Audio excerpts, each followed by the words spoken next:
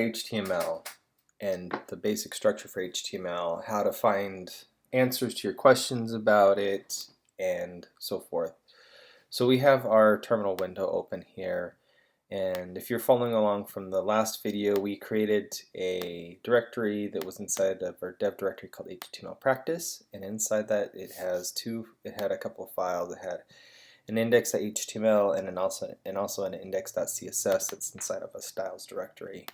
So first things first, let's go ahead and let's open up our code editor by doing code space dot, and that will open up our file, or the directory that we're in. So you have your index.html and your styles, your index.css. So to find answers to your questions, to figure out like what tag should I use in HTML, I personally like to use the MDN, so the Mozilla Delivery Network, and just search MDN HTML and it should pull up, the first thing on there should be what we want to look for. HTML stands for Hypertext Markup Language. It's the most basic building block of the web. Every browser, that's what it's looking at to render your web page.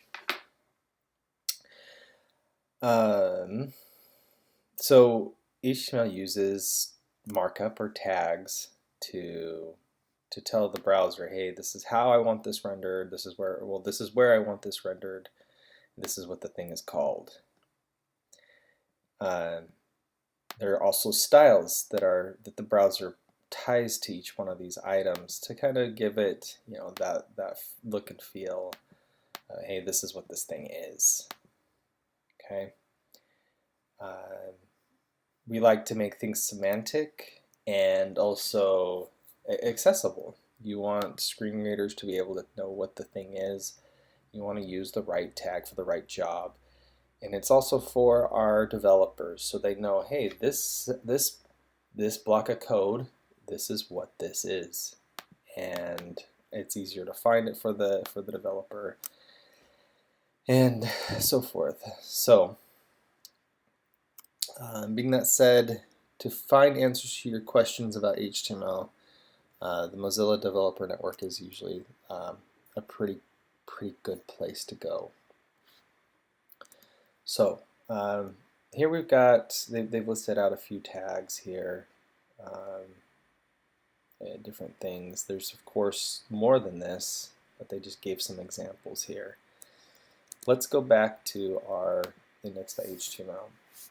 First thing I'm going to do is I'm going to actually render out an HTML tag.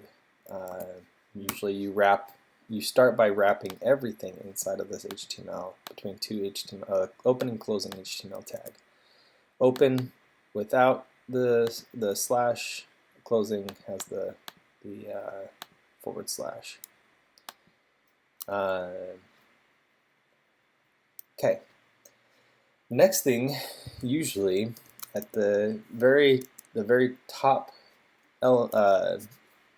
tag that we put in here is a head tag, and inside your head tag you could have meta tags, you have your title tag, you have links to your styles, and that kind of thing.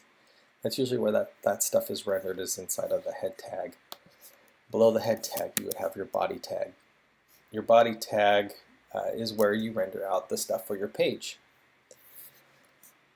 So inside your body tag, a lot of times you can do, I like to do section, right? Section's good. I think there's a main tag. Let's see, is there a main tag? HTML main. Yeah, I think there's a main tag. I like doing that because it's pretty. It keeps things in line and in order, and semantic. So I like to use the main tag, and right, you could have a header tag, and you could render things out inside of a header. And header is actually different. We have also H tags. So H1, H2s, H3s, right? And just these are semantic elements, but what this does is it's actually in the browser applied style actually scales these down from the biggest being here H1. H2 is a little bit smaller, H3 is a little bit smaller, H4 is even smaller. It doesn't have to be that way. What is important though is that your most important probably title or text for your page is going to be this H1 tag.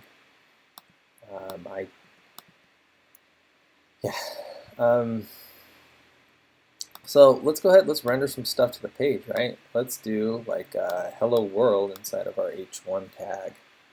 Right? Hello world. Infamous hello world, every code thing that you start out on. You just want to see something rendered to the page. That's, I think all of dev world uses hello world or some variation of it. So hello world, let's go look at our page, right? I hit this. Oh, so you can have some context. I was working on this before, and I'm redoing the video because trying to splice things together. The tone of my voice was different, so we're making it all the same here. Hello world. How did I get here? Well, inside of our, I don't want to use that term though. I want to use my I term, right? Inside of our directory that we're in, I just did open space dot. It opened up my Finder window, and I just clicked on the thing, on the index.html file, and it'll pop open a browser for you with the text there. Okay. Cool. Cool. Where's my stuff? There it is. Okay. So we rendered out a hello world tag. Like I said, there's this is an H2. So you can see H2. This is an H3. This is a header. And you can actually put different stuff inside of a header. So let's say you had a block of code that was a section. You could do a header for each section. Right?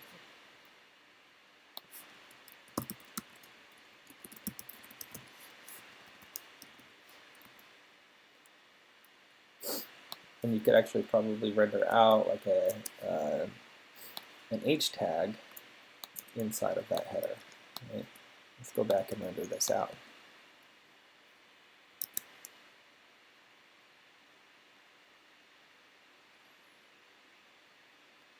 Cool. Other things we like to do is we can render out, probably the most common thing you'll see is a div tag and paragraph tags to render out content. This is a paragraph, right? Paragraph.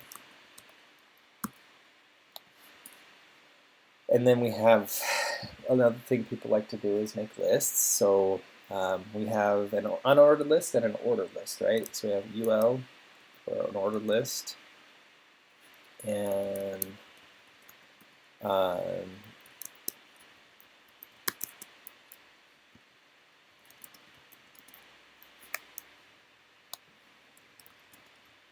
you can list things out.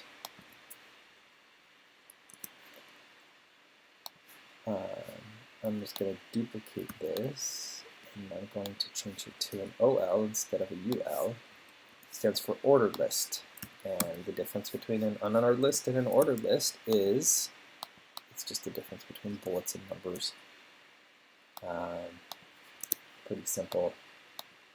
And then the last thing, well, not the last thing. I do want to show you we can also render out an image, and I'll do that inside the div here. And let's just go find an image. I know it's silly. Me and my wife have been watching The Last Airbender. So I'm going to grab a picture of Aang. I think that's a good idea.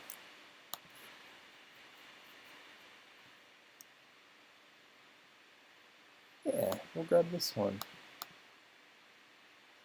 I like that. Copy image address. Probably going to be some super long data thing. Oh, no, it wasn't. That's good. Anyway, go back here to our thing, render out, and there, we've added an image to our HTML.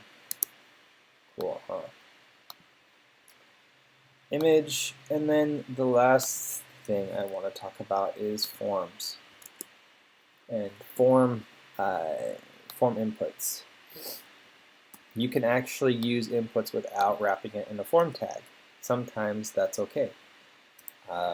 Other times, for semantic reasons, you do want it to be inside of the form tag. The form, the most common you'll see is input. So you can use input. I like to do self-closing inputs. And usually you'll wrap this in like a, it'll be like a label for it, right? Label, my name is, and that'd be the input for it, right? And sometimes you'll wrap this thing up nicely so it all goes together, right? Label for the select box, and then this is a select, and then we'll make a select element. Use something called emit, which I will explain later, but I'm using to make that happen. Selects have options, right? Option. No. Yes, it is option, and it wasn't looking for me. Option 1, option 2, so on and so forth. So there's select boxes, there's radio buttons, there's check boxes, different ways to gather data and information from a user.